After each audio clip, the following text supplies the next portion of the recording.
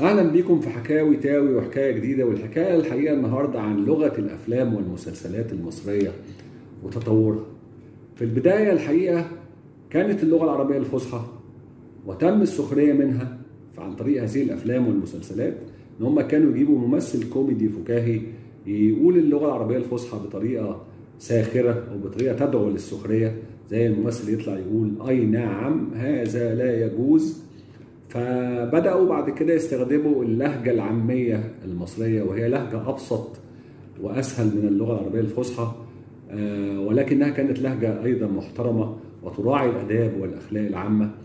أخيرا بقى تحولت لغة الأفلام والمسلسلات إلى لغة الغجر أو لغة الشوارع، اللي هي يستخدم فيها الشتائم والسباب والكلام العيب والإيحاءات الجنسية وغيرها.